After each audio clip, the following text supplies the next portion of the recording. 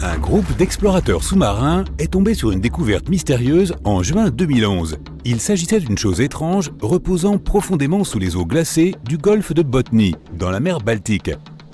L'anomalie de la mer Baltique, un élément de forme étrange de 64 mètres de long et de 8 mètres de haut, a été découverte à 91 mètres sous la surface, à l'aide d'un sonar par la mission Oceanix. L'équipe a affirmé que leurs équipements électroniques ont cessé de fonctionner lorsqu'ils sont arrivés à moins de 200 mètres du mystérieux objet. Tout ce qui était électrique a tout simplement cessé de fonctionner au-dessus du site. En s'éloignant de l'objet, les appareils électroniques se sont remis en marche. L'objet reste un mystère, mais sa forme unique conduit à de nombreuses hypothèses, selon lesquelles il pourrait s'agir d'une partie d'une ancienne cité engloutie comme l'Atlantide, ou même d'un objet mystérieux venu de l'espace qui se serait écrasé sur la glace à une certaine période. Les scientifiques ont étudié des échantillons prélevés autour du site et ont déterminé qu'il pourrait s'agir d'un simple dépôt glaciaire creusé par des glaciers en mouvement pendant l'un des différents âges de glace. L'anomalie n'est qu'un morceau qui a été abandonné, non perturbé pendant des millions d'années. Elle n'a pas encore été assez explorée pour qu'on puisse y trouver une vraie réponse. Au large de la pointe sud du Japon se trouve la structure sous-marine de Yonaguni. Un plongeur local a remarqué ces formations pour la première fois en 1986, alors qu'il cherchait de nouveaux sites de plongée pour les touristes. Lorsqu'il a vu les grandes marches qui ressemblaient à une pyramide, il a réalisé qu'il avait dû découvrir une cité sous-marine. Les archéologues pensent que les structures appartiennent à une civilisation légendaire oubliée depuis longtemps, tout comme l'Atlantide qui a disparu sous les vagues il y a des milliers d'années. La structure présente à l'intérieur de la pyramide, qui ressemble à un château et à un stade, sont reliées par des routes et ce qui semble être de grands murs tout autour. Les marques dans la pierre montrent le travail de la carrière avec des visages effacés et des roches sculptées en forme d'animaux. Mais d'autres experts affirment que la symétrie des roches n'est pas aussi parfaite que ce qui a été rapporté et qu'il semble s'agir de roches solides plutôt que de blocs sculptés. Pour eux, ce n'est qu'une coïncidence. Des recherches sont en cours pour déterminer s'il s'agit vraiment d'une civilisation perdue ou de la nature qui s'est amusée un peu. Le Lincoln Memorial est de taille gigantesque et la vue sur le miroir d'eau hypnotise les visiteurs. Pour les passionnés d'histoire, la recherche de la célèbre erreur d'écriture sculptée dans les murs fait aussi partie du voyage. Avec un grand espoir pour le futur, aucune prédiction à son égard ne s'est aventurée. Sauf que le sculpteur a accidentellement écrit le mot « futur » avec un « E » au lieu d'un « F ».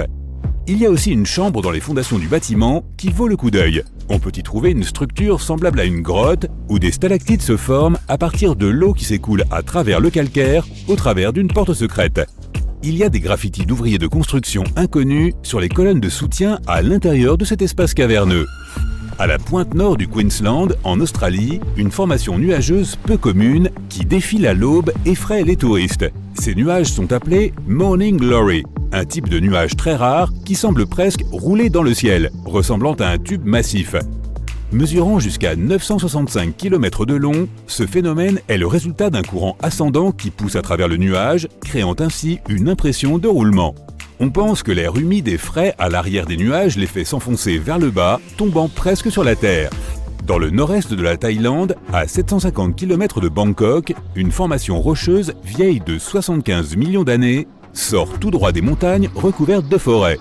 Ressemblant à un groupe de baleines nageant ensemble, cet endroit s'appelle le Rocher des Trois Baleines.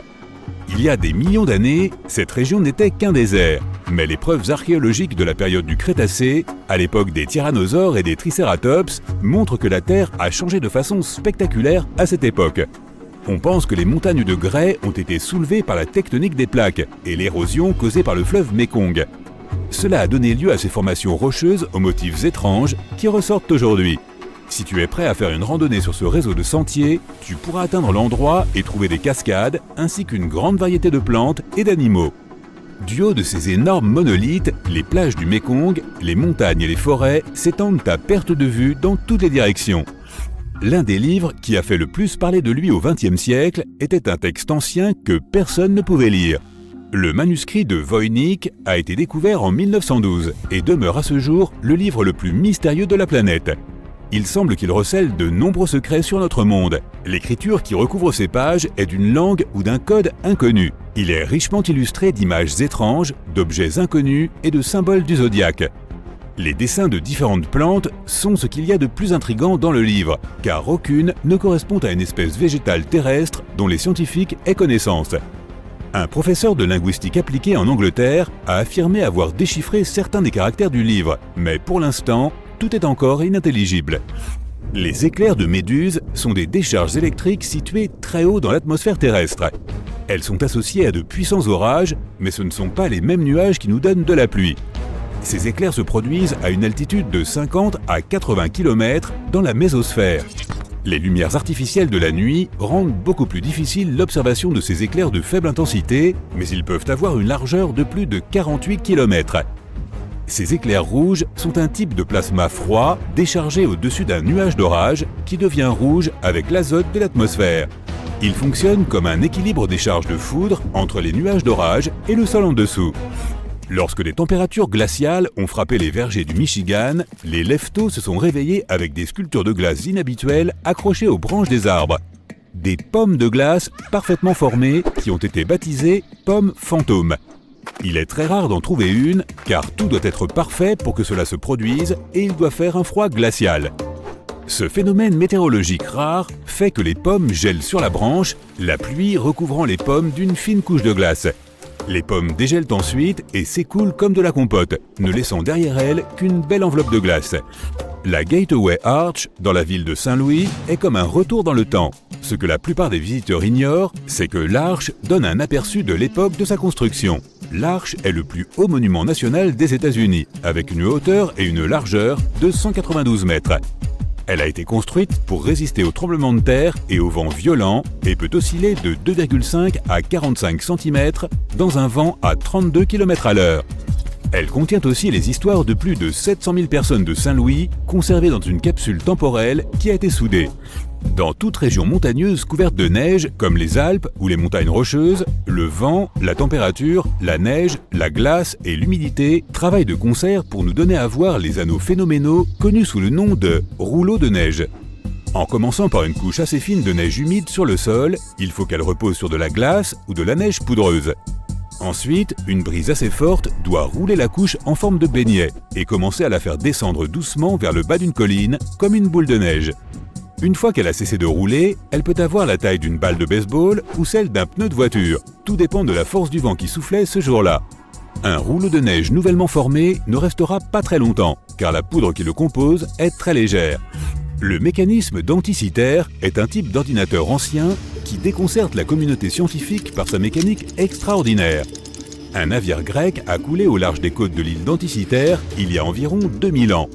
Il n'a été découvert qu'en 1900 par des plongeurs.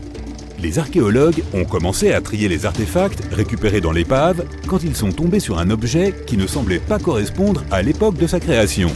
La machine semblait suivre le temps, les mouvements des étoiles, les éclipses, les phases de la Lune et même le compte à rebours d'événements importants comme les Jeux Olympiques avec une précision étonnante. Aucun mécanisme ne s'en approchera jusqu'au XIVe siècle, lorsqu'on a commencé à construire des horloges à engrenages en Europe. Des archéologues turcs pensent qu'ils pourraient avoir trouvé la plus ancienne construction architecturale connue au monde. Selon les experts, elle aurait plus de 10 000 ans. Trouvés dans d'anciennes communautés agricoles, ces piliers monolithes mesuraient jusqu'à 5,5 mètres de haut. Ils étaient probablement utilisés pour de grandes occasions et des rituels, mais on ne sait pas grand-chose à leur sujet. Certaines de ces grandes structures de pierre avaient une forme humaine, avec des sculptures d'animaux et des anneaux de pierre intégrés. Récemment, les archéologues ont trouvé des bâtiments rectangulaires autour du site. Les communautés qui ont construit ces monuments ont marqué le début de l'évolution vers la civilisation moderne. 80% de ce qui se trouve au fond des océans nous est encore caché à ce jour. La raison, c'est que l'océan recouvre 70% de la surface de la planète et que nous n'avons donc accès qu'à une petite parcelle de celle-ci. Nous pouvons voir clairement jusqu'à environ 5 km de profondeur dans l'océan. Il n'est par conséquent pas surprenant que nos découvertes les plus récentes en matière de faune et de flore proviennent de l'océan. Il nous reste encore beaucoup de choses à explorer. Par exemple, cette nouvelle espèce de requin appelée Squalus clarkae. Ou encore le plus long animal jamais découvert, une méduse de 47 mètres de long sur laquelle nous sommes tombés un peu plus tôt cette année en Australie. Quelque part dans les mers de l'Arctique et de l'Antarctique, un phénomène étrange a été constaté et a déconcerté tout le monde, c'est le moins qu'on puisse dire. Il s'agit des fleurs de givre. Mais ce ne sont pas du tout des plantes, simplement des cristaux de glace. Le givre pousse sur les longues tiges des plantes qui parviennent à percer la fine couche de glace à la surface de la mer. Mais les fleurs de givre ne sont pas seulement composées d'eau, elles contiennent toute une variété de micro-organismes, ce qui fait d'elles de petits écosystèmes temporaires. Et tu dois savoir que les volcans ne se trouvent pas uniquement sur la surface visible de la Terre. Les volcans sous-marins sont tout aussi perturbateurs pour la faune qui les entoure. Si les données que nous avons jusqu'à présent sont correctes, l'océan posséderait les volcans les plus actifs de la planète, la plupart se trouvant en moyenne à 2600 mètres sous la surface. Les maelstroms, qui sont des tourbillons puissants et parfois dangereux, sont encore aujourd'hui une source de cauchemar pour de nombreux marins. Ce qui distingue un maelstrom des autres tourbillons, c'est sa taille et sa puissance extraordinaire. Sa violence est telle qu'il peut mettre en difficulté même les plus gros navires. L'un des plus célèbres d'entre eux est le tourbillon de Naruto, et il se trouve près de l'île d'Awaji. Ces marées montent et descendent à une vitesse comprise entre 13 et 19 km/h 2 fois par jour, ce qui en fait l'un des plus rapides au monde. Le naufrage du Titanic est l'événement historique qui a rendu les icebergs célèbres, n'est-ce pas? Eh bien, parfois ces icebergs ont même des rayures colorées. Elles peuvent être brunes, noires, vertes, jaunes et bleues. Évidemment, on dit alors que ce sont des icebergs rayés, et leurs couleurs ont pour origine divers phénomènes naturels. Les rayures bleues, par exemple, apparaissent lorsque la glace fond et regèle très rapidement. S'il y a des rayures vertes sur l'iceberg, cela signifie probablement qu'il y a des algues quelque part à l'intérieur. Les couleurs plus terreuses, comme le brun, le jaune ou le noir, sont présentes pour d'autres raisons. Par exemple, les sédiments que l'eau de mer amasse, puis qui gèlent. En mars 2019, des scientifiques sont tombés sur l'un des phénomènes les plus déconcertants jamais observés dans la mer. Pendant l'exploration d'un volcan sous-marin, ils ont remarqué ce qui ressemblait à un petit lac, et qui était à l'envers. Il se trouvait à au moins 1980 mètres sous la surface. Si tu te dis que ça n'a aucun sens, tu as raison. Ce n'est en fait pas réel. Il s'avère que ce n'était rien de plus qu'une illusion d'optique, produite par le fluide contenu dans ces bassins. Ce fluide peut atteindre une température de 160 degrés et il est composé de substances chimiques très nocives, du soufre et des métaux par exemple, ce qui rend l'illusion possible. La plus grande chute d'eau du monde est elle aussi cachée sous l'eau. Elle se trouve sous le détroit du Danemark, dans une zone située entre l'Islande et le Groenland. S'il te poussait soudain des branchies de poissons et que tu plongeais sans problème pour respirer sous l'eau, tu pourrais admirer une série de cascades qui commencent à 610 mètres sous la surface et descendent jusqu'à une profondeur de 3050 mètres. En 2011, des chasseurs de trésors suédois ont découvert au fond de la mer Baltique un objet qu'ils ont décrit comme étrange et mystérieux. Il est de forme ovale avec une structure en escalier très surprenante. Le chef de l'équipe, ayant fait la découverte, a même affirmé qu'il avait dû être construit il y a des dizaines de milliers d'années, avant même l'ère glaciaire, et qu'il aurait fait partie de la mythique cité sous-marine de l'Atlantide. Les experts qui ont analysé l'objet pensent, quant à eux, qu'il s'agit d'un dépôt glaciaire ordinaire ou d'une autre formation naturelle, mais ils n'en sont toujours pas certains. La mer Noire n'est pas nommée ainsi par hasard. Située à l'extrême sud-est de l'Europe, elle dégage même une espèce de fumée, mais il s'agit là en réalité de vapeur s'élevant au-dessus de la mer. Cela se produit à cause de l'humidité. Elle neutralise les vents plus frais qui soufflent à la surface de l'eau, créant ce phénomène si particulier. Si tu regardes un jour la surface de l'océan pendant le coucher et le lever du soleil, tu auras peut-être la chance de voir des éclairs verts. Mais tu devras bien prêter attention car cela ne dure que quelques secondes. Ils se produisent à cause de l'effet prismatique naturel de l'atmosphère de la Terre. Au moment du coucher et du lever du soleil, la lumière qui vient de notre astre est dérivée en plusieurs couleurs. Et ce phénomène donne l'impression que c'est l'eau qui émet un flash vert. Les marées rouges se produisent très souvent, et même s'il n'y a pas lieu de paniquer lorsque tu en vois une, tu dois quand même faire attention. Le terme technique pour ce phénomène est efflorescence algale. Il se produit lorsqu'il y a une croissance ou une floraison rapide des algues dans les eaux de l'océan. À cause des substances chimiques que ces algues contiennent, cela peut être un problème pour les oiseaux et les mammifères, y compris les humains. Alors ne sois pas si pressé de sauter à l'eau si jamais tu vois cela. Les pieuvres et les calamars possèdent une particularité qui les distingue des autres créatures marines. Ils ont 3 cœurs. La Saint-Valentin est un jour très spécial pour eux. Cela ne les rend pas forcément plus romantiques, mais ils ont besoin de ces 3 cœurs pour vivre normalement. Ils ont d'abord un cœur principal qui permet la circulation du sang dans tout leur corps, et puis 2 cœurs branchiaux responsables de la circulation au niveau des branchies. Avec ces 3 cœurs et ces 8 bras, lorsque la pieuvre te fera un câlin, tu sauras qu'elle est très sincère.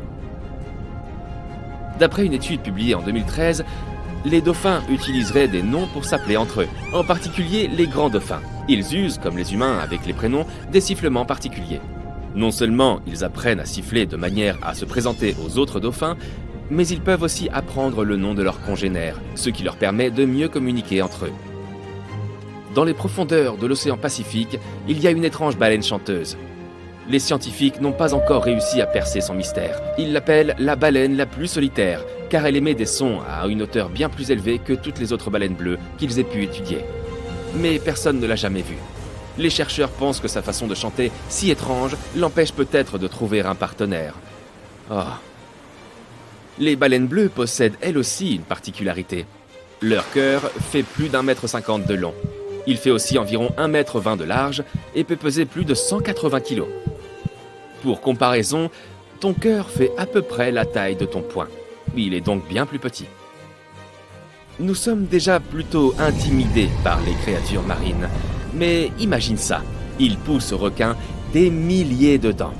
Et pas seulement 1 ou 2 milliers, ils leur poussent jusqu'à 30 000 dents au cours de leur vie pour être précis. Oui, leurs dentistes doivent avoir de belles voitures. On en apprend tous les jours. Les scientifiques n'ont pas encore identifié de créatures sur Terre capables de vivre éternellement. Mais il semble que cela soit sur le point de changer. Une minuscule méduse, encore plus petite que l'ongle de ton petit doigt, semble être l'incarnation vivante de Benjamin Button. En effet, elle aurait la capacité de revenir à un stade de développement antérieur dès qu'elle se trouve en danger ou quand elle est extrêmement affamée et à court de nourriture.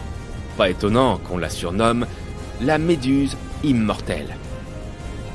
Nous connaissons cette espèce depuis des centaines d'années, mais il nous a fallu attendre les années 1990 pour découvrir ses caractéristiques si uniques.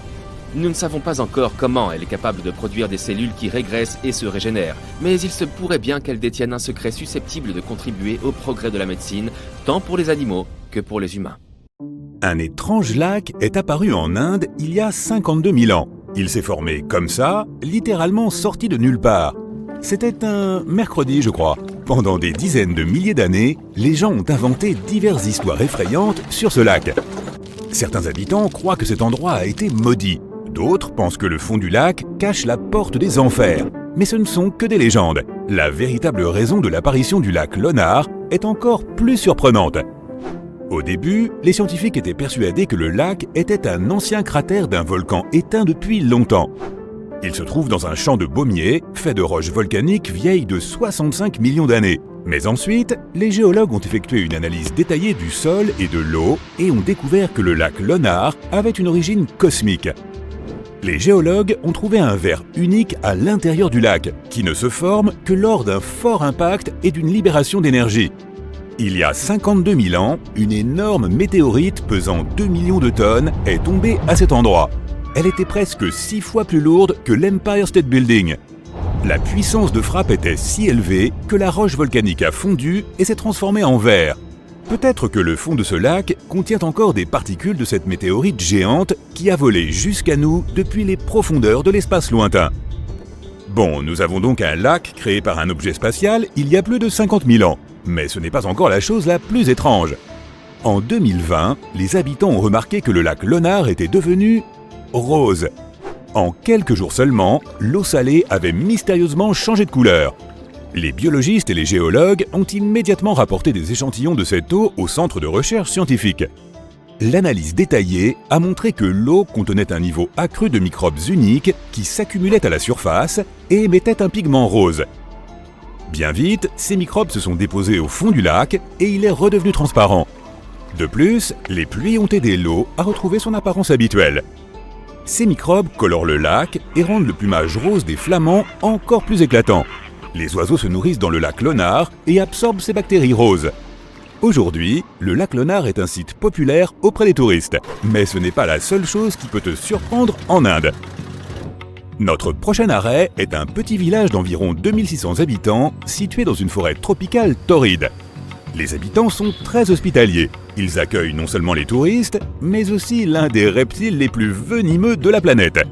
On trouve des cobras royaux dans presque toutes les maisons de ce village. Les habitants sont heureux de les voir, comme s'il s'agissait de leurs animaux de compagnie. Ils partagent même leur eau et leur nourriture avec ces animaux et réservent aux reptiles un coin spécial où ils peuvent s'abriter du soleil ardent. Les cobras rampent dans les maisons, les écoles et dans les rues. Les humains et les reptiles sont habitués les uns aux autres et se sentent en sécurité. Il n'y a jamais eu de cas d'attaque de cobras dans le village. C'est le seul endroit au monde où ces reptiles venimeux vivent en telle harmonie avec les gens. Maintenant, imagine une ville qui se compose de plusieurs petits villages unis. Les habitants se consacrent tous à l'agriculture. Ils savent extraire l'eau des roches souterraines et ce sont des négociants avisés. La ville est prospère depuis plusieurs siècles et les gens y vivent heureux. Puis, un jour, tout change. Tous les habitants emballent rapidement leurs affaires et s'enfuient de chez eux. Du jour au lendemain, la ville est abandonnée. C'est une histoire réelle qui s'est déroulée dans l'état du Rajasthan en 1825. Et pourtant, personne ne sait pourquoi les gens sont partis. La version la plus répandue dit que le cruel dirigeant local a commencé à exiger des impôts considérables auprès des habitants. Puis, il est tombé amoureux de la fille du chef d'un des villages et a menacé de lever des taxes supplémentaires si la fille refusait d'être sa femme. Les citoyens ont décidé de soutenir la fille et son père et ont quitté leur maison en un jour. La ville est toujours vide, mais les habitants des villes les plus proches ont peur de s'en approcher. Notre prochain arrêt est l'état de Maharashtra, où se trouve un petit village avec des habitants très confiants. Ils fréquentent les magasins, les cafés, les écoles et les banques. Tout ici semble tout à fait ordinaire, et tu ne remarqueras pas ce qu'il y a de si spécial ici. Mais attends que la nuit tombe. Les gens vont se coucher et personne ne ferme sa maison à clé. Il n'y a pas du tout de serrure dans ce village. Les portes de tous les bâtiments sont toujours ouvertes. Les propriétaires laissent les magasins, les cafés et les bibliothèques ouverts. Lorsqu'ils vont au travail, ils ne ferment pas non plus leur maison à clé. Ils ne cachent pas l'argent ni les bijoux. La raison en est tout simplement l'absence totale de vol. Les villageois sont persuadés que quiconque commettrait un vol pourrait avoir de sérieux problèmes. Selon une légende, il y a environ 300 ans, après des pluies et des inondations prolongées, une grande dalle de pierre noire est apparue au centre du village. Cette dalle symbolisait une créature indienne mythique qui veillait sur les habitants. À un moment donné, les gens ont cessé de verrouiller leur maison car ils savaient que personne n'oserait commettre un vol en présence de cette créature. En 2015, un poste de police a été ouvert, mais presque personne n'a signalé d'incident depuis. Le bâtiment n'a même pas de porte car la police n'y détient personne. Un autre endroit fantastique en Inde est un village de l'état d'Assam. Des centaines d'habitants se préparent ici pour une fête inhabituelle de temps en temps. Ils organisent une magnifique cérémonie de mariage. Ils dressent les tables, s'habillent avec de beaux costumes et apportent des cadeaux. Et tout cela pour les jeunes mariés. Mais ce ne sont pas des gens, mais des grenouilles qui se marient. Les habitants organisent des mariages de grenouilles sauvages pour invoquer la pluie. Ce qui est incroyable, c'est que la cérémonie ressemble à un vrai mariage. La fête peut durer toute la journée jusque tard dans la nuit. Il existe une île dangereuse et inaccessible en Inde, dans le golfe du Bengale. On l'appelle l'île de North Sentinel. C'est un petit bout de terre qui ressemble à un paradis tropical, mais tu ne pourras pas t'y rendre. Depuis 1956, personne ne peut y accoster. Les gardes-côtes naviguent autour et patrouillent la zone en permanence, afin de protéger la tribu locale des sentinelles. Cette tribu vit isolée du monde entier. Ils ne connaissent pas les technologies modernes, Internet ou la télévision. Pendant des siècles, ils ont vécu seuls, loin de la civilisation, et les Indiens du continent souhaitent aussi que ça ne change pas. Quiconque s'approche de leur île est accueilli par la tribu avec une rafale de lances et de flèches, et peu importe que tu arrives en bateau ou en hélicoptère. Une autre raison pour laquelle tu ne peux pas poser le pied sur l'île est le système immunitaire des sentinelles. Les gardes-côtes essaient de protéger la tribu locale des éventuelles maladies et infections que les étrangers pourraient apporter avec eux. Les locaux ne sont pas immunisés contre la grippe ou un simple rhume. Ils ne savent même pas ce que c'est. De plus, il y a des récifs coralliens et du calcaire autour de l'île, ce qui complique considérablement le passage des grands navires. Malgré toutes les interdictions, de nombreuses personnes ont essayé de se rendre sur l'île. En 1880, un officier britannique a découvert l'île par hasard. Il est descendu à terre et a trouvé un sol idéal pour faire pousser des cocotiers. L'officier a aussi remarqué plusieurs huttes sur l'île, mais n'a pas osé rencontrer ses habitants. Les explorateurs et les voyageurs ont souvent offert du poisson aux habitants de l'île. Les habitants l'ont accepté, en ont redemandé, mais ne les ont toujours pas laissés s'approcher de leur maison. Il était également difficile de se lier d'amitié avec la tribu, car ils communiquent dans une des langues les plus difficiles à apprendre au monde. Les scientifiques et les linguistes étudient cette langue depuis des décennies. À la fin du XXe siècle, des étrangers ont fait quelques progrès pour établir un lien avec la tribu. En 1991, une équipe d'anthropologues a invité les insulaires à bord d'un grand navire. Ils ont donné des sacs de noix de coco aux membres de la tribu. Mais le mieux est peut-être de laisser simplement ces gens tranquilles, n'est-ce pas ?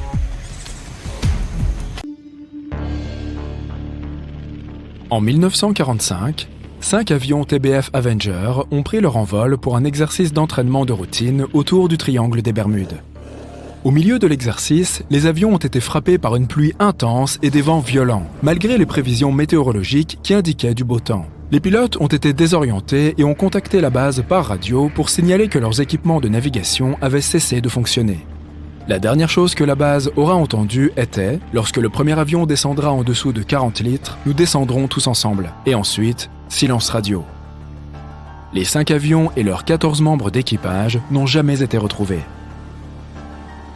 Lors de son tout premier voyage vers le Nouveau Monde en 1492, Christophe Colomb a traversé le triangle des Bermudes. L'explorateur a raconté qu'une nuit, alors qu'il était sur le pont du navire, il a remarqué une lumière géante apparaissant au loin, différente de tout ce qu'il avait vu auparavant. Christophe Colomb a regardé sa boussole pour s'orienter, et elle lui a donné des indications pour le moins erratiques. Tu as peut-être remarqué que le triangle des Bermudes n'apparaissait sur aucune carte du monde. C'est parce que les institutions officielles refusent de reconnaître que cette zone existe réellement. Une théorie répandue suggère que les vagues scélérates seraient responsables des nombreuses disparitions. Les vagues scélérates sont appelées vagues de tempête extrêmes par les scientifiques. Elles se produisent lorsque différents modèles météorologiques ont lieu en même temps et provoquent de grandes vagues inattendues. Les témoins affirment que ces vagues ressemblent à des murs d'eau géants.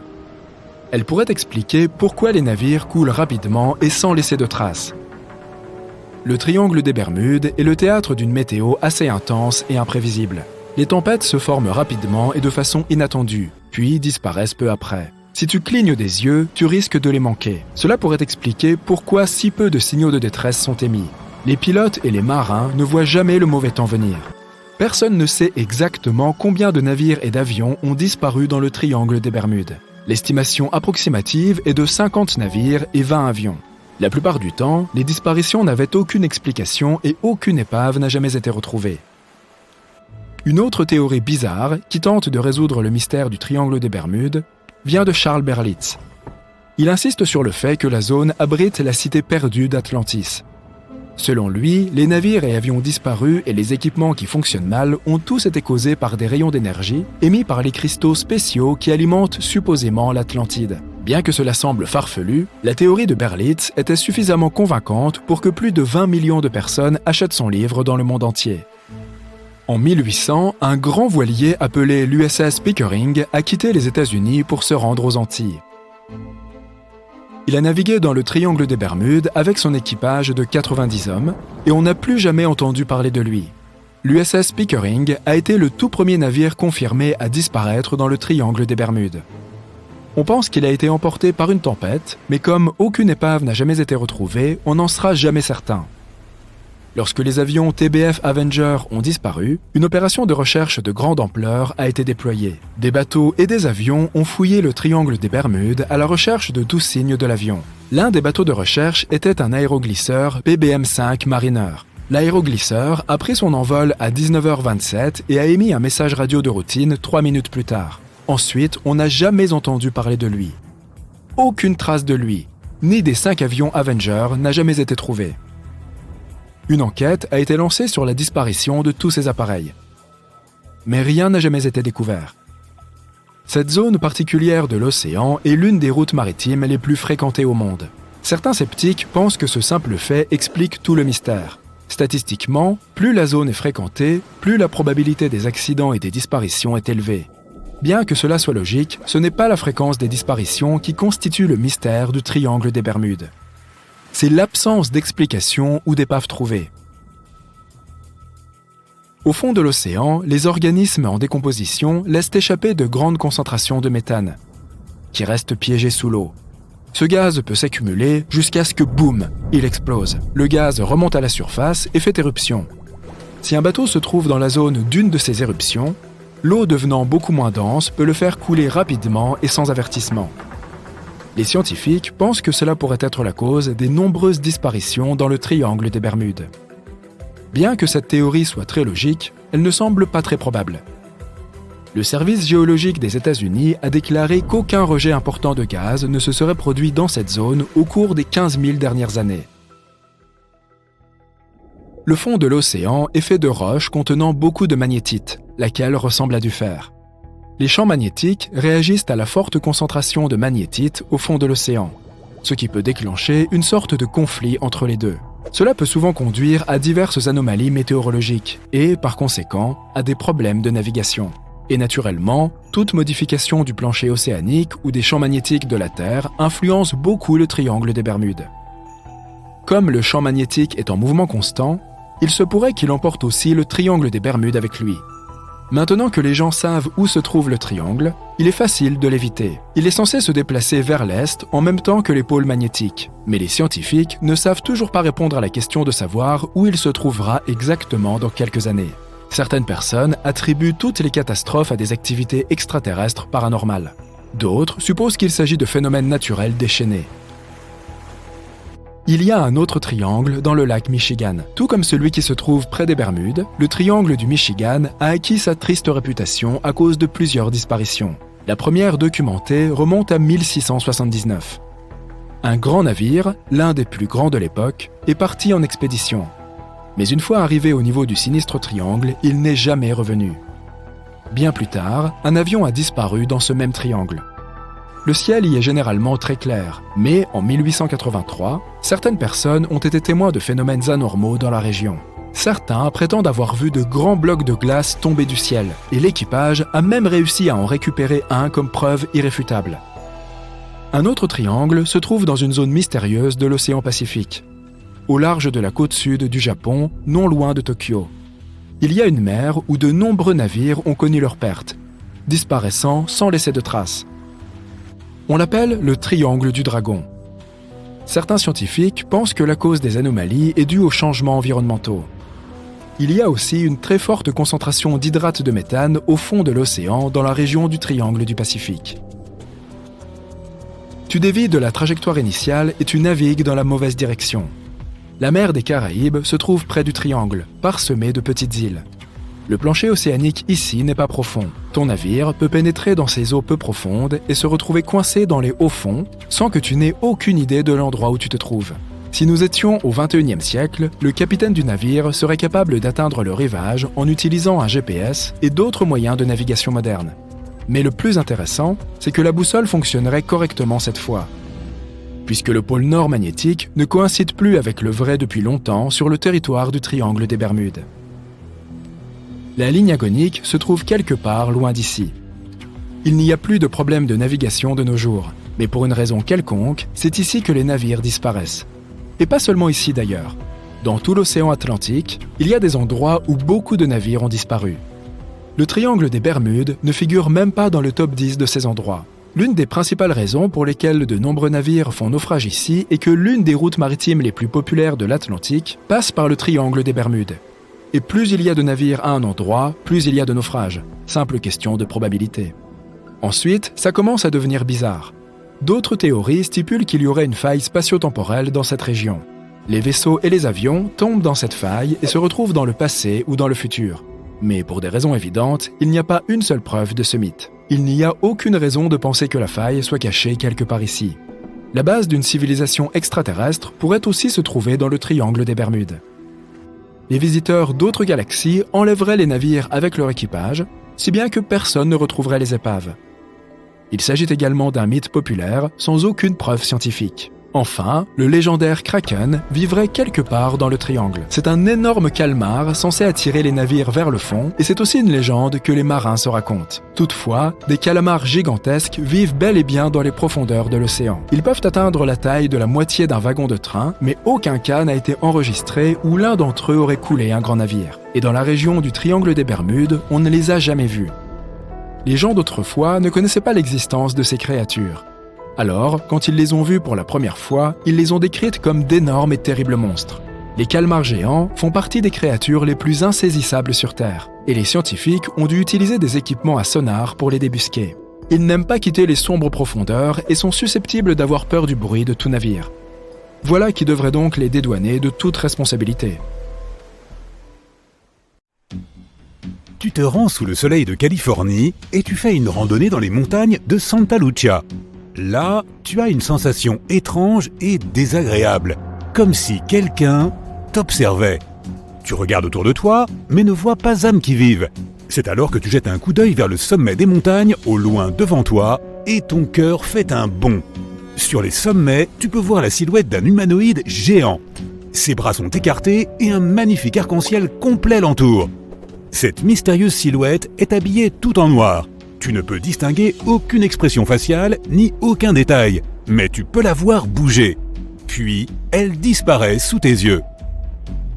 Ce que tu viens d'apercevoir est un Dark Watcher, un phénomène qui terrifie les randonneurs dans les montagnes californiennes depuis plus de 300 ans. Aujourd'hui encore, les scientifiques ne savent pas donner d'explication exacte à cette apparition mystérieuse. Tout ce que l'on sait, c'est que c'est un phénomène complètement naturel. Une théorie prétend qu'il n'y a pas de silhouette du tout. Le cerveau humain imagine simplement des images créées par les ombres que les nuages projettent sur les montagnes. Au fil des siècles, les gens ont partagé des histoires autour de cette légende, et leur esprit a commencé à la faire apparaître en construisant des images reconnaissables. Cela peut arriver n'importe où et n'importe quand. Par exemple, lorsque tu vois les contours d'un visage humain sur un morceau de pain trop grillé, ou la forme d'un chien dans un nuage qui passe. L'explication scientifique la plus acceptée est ce qu'on appelle le spectre de Brocken. Il se produit lorsque la lumière du soleil est déformée par des gouttes de brouillard ou des nuages. Cela explique l'arc-en-ciel qui entoure ces silhouettes. Quant à l'ombre, c'est seulement la tienne qui est étirée et projetée sur les montagnes devant toi. Après tout, ces silhouettes apparaissent généralement lorsque le soleil est derrière le témoin. Mais qu'elles soient naturelles ou non, ces figures mystérieuses n'en sont pas moins effrayantes. Dirigeons-nous maintenant vers l'Antarctique. De la neige, de la glace et un soleil éclatant. Oui, l'Antarctique est aussi un désert et la lumière y est presque aveuglante. Tu plisses les yeux et au loin, tu aperçois quelque chose de rouge qui se détache de tout ce blanc infini qui t'entoure. En te rapprochant, tu réalises que c'est une chute d'eau. Une cascade rouge inquiétante coule du glacier. Des éclaboussures volent dans toutes les directions et tachent la neige blanche. Ne t'inquiète pas, ces prétendues chutes de sang n'en sont pas. Il y a des millions d'années, un glacier s'est formé sur un étang et a bloqué l'accès à la lumière du soleil, à la chaleur et à l'oxygène. Puis, l'étang a réussi à percer le glacier avec un petit filet d'eau. Lorsque cette eau salée à forte teneur en fer rencontre l'oxygène, elle prend cette couleur rouille écarlate. C'est la seule chute d'eau de ce type au monde. Dès que tu arrives dans le désert de Namibie, tu remarques immédiatement quelque chose de très étrange. Parsemés parmi les prairies sèches, se trouvent des cercles de terre presque parfaits où rien ne pousse. Ces énormes ronds sont appelés des cercles de fées. Et personne ne sait vraiment ce qui les provoque. Les coupables sont probablement les termites qui mangent l'herbe autour de leur colonie souterraine. Cela pourrait aussi expliquer les différentes tailles des cercles. Les insectes continuent de manger à mesure que la colonie s'étend vers l'extérieur, mais ils s'arrêtent avant d'empiéter sur une colonie voisine. C'est ce qu'on appelle une bonne relation de voisinage. Les parcelles où tu vois de l'herbe montrent une sorte de frontière séparant différentes populations de termites. En route pour le lac Ilié en Australie. Non, tes yeux ne te trompent pas, ce lac est bien rose bonbon, et on peut s'y baigner en toute sécurité. Cette flaque rose géante est un lac salé, et ce n'est pas le seul de son genre dans le monde. Les lacs salés sont roses à cause d'une espèce d'algues et d'autres micro-organismes qui y vivent. Ils produisent un pigment rouge pour se protéger du soleil. Mais ce qui est unique au lac Ilié, c'est que l'eau reste rose, même si tu la mets dans un verre, et elle reste rose vif toute l'année. On ne peut pas en dire autant des autres lacs roses. Direction l'Asie du Sud-Est maintenant. Tu vois un arbre qui a l'air d'avoir été recouvert de peinture. Mais ce n'est que la nature qui a peint l'eucalyptus arc-en-ciel. Son écorce inhabituelle change de couleur au fil du temps, comme un kaléidoscope. Elle commence par être d'un vert vif, puis rouge, orange, violet et enfin marron. Puis, le cycle coloré recommence. Une pluie de sang semble plus terrifiante que n'importe quelle scène de film d'horreur. Mais en réalité, il n'y a rien d'étrange ou de contre-nature dans ce phénomène météorologique. Les gens ont été témoins de ces pluies teintées d'écarlate depuis l'époque de la Rome antique. Parfois, des vents puissants soulèvent de la poussière rouge dans l'atmosphère et la transportent très loin. Cette poussière finit par se mélanger aux nuages, ce qui colore la pluie. Dans le même registre, la poussière des mines de charbon peut rendre la pluie noire, le pollen est responsable des pluies jaunes, et d'autres types de poussière peuvent rendre l'eau de pluie blanche.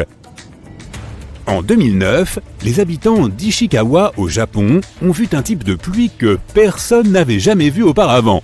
Il pleuvait des têtards. La première raison est que le vent de ce jour-là était si fort qu'il a soulevé et emporté tous ces têtards vers la terre ferme. La deuxième raison possible est que de gros oiseaux comme des mouettes les ont simplement lâchés alors qu'ils volaient vers leur nid. Certains scientifiques pensent que ces créatures ont été soulevées du sol par une trombe marine et qu'elles sont ensuite retombées en pluie. D'ailleurs, ce jour-là, les gens ont trouvé non seulement des têtards, mais aussi des grenouilles et des poissons dans les flaques d'eau. Il peut aussi pleuvoir des vers, et certaines personnes affirment avoir vu des pluies de serpents.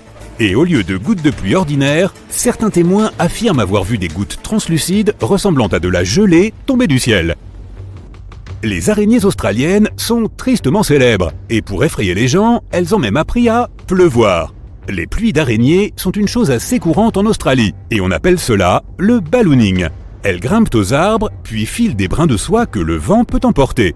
En général, les gens ne les remarquent pas, mais quand il fait humide, des centaines d'araignées grimpent dans des endroits plus désirables. Les gens affirment que lorsqu'il pleut ou qu'il neige, il est possible de voir les araignées tomber littéralement le long de ces toiles, comme s'il s'agissait de ballons. Si tu te rends un jour sur le fleuve Mekong, tu auras probablement la chance de voir des boules lumineuses sortir de l'eau et s'élever directement dans les airs. Les locaux les appellent les boules de feu des Nagas.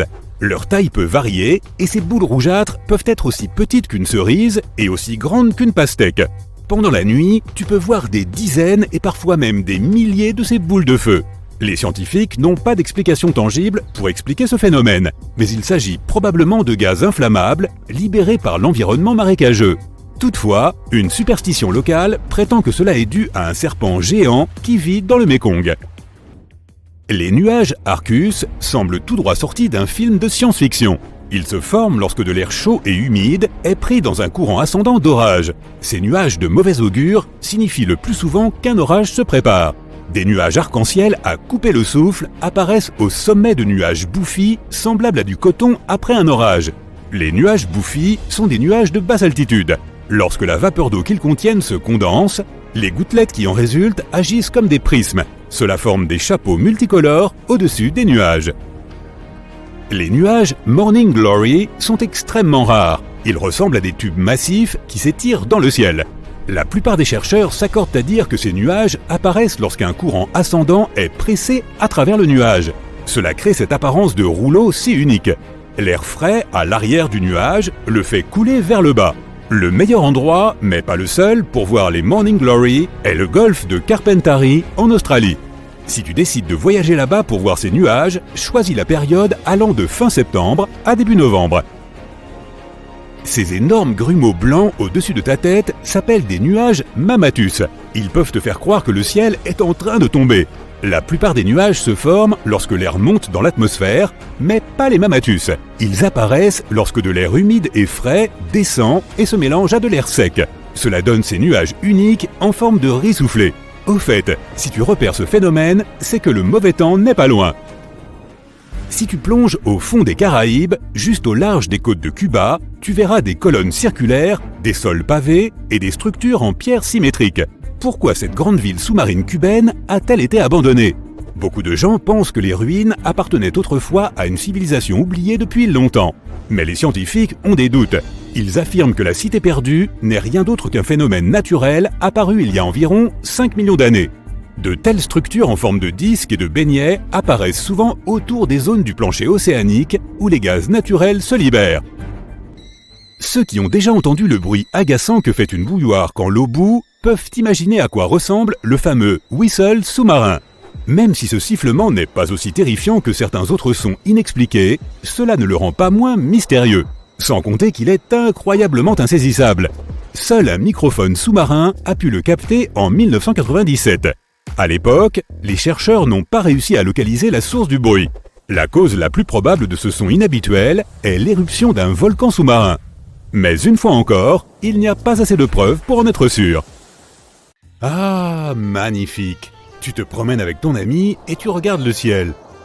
Le soleil semble un peu différent aujourd'hui, comme s'il y avait une sorte d'anneau autour de lui.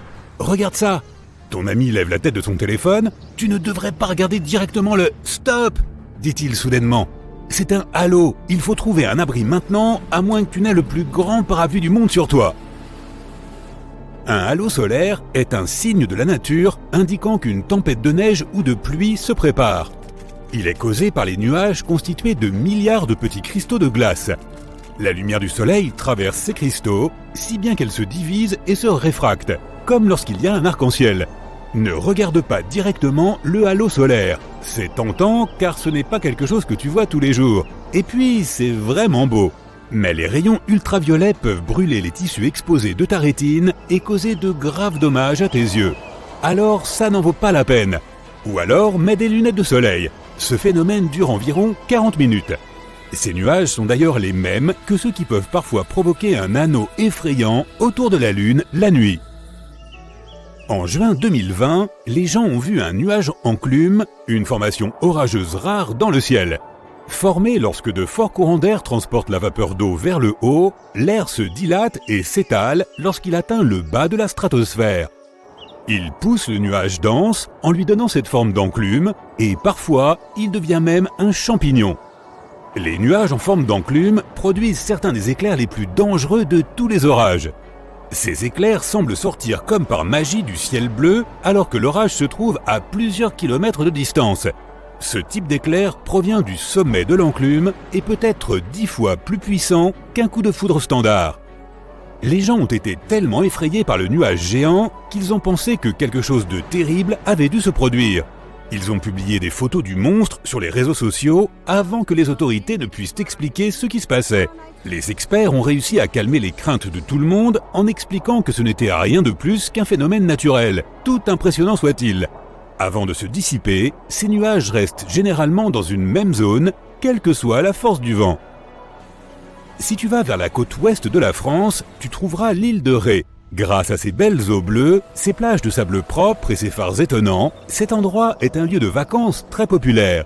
Mais ce qui est peut-être le plus étonnant sur l'île de Ré, c'est ce qu'il y a juste au bord du rivage, des vagues carrées. Cet étrange motif de vagues ressemble à un échiquier géant sur l'océan. De nombreux visiteurs de l'île sont captivés par ces vagues et se rendent dans des endroits élevés comme les phares voisins pour prendre des photos de ce phénomène naturel.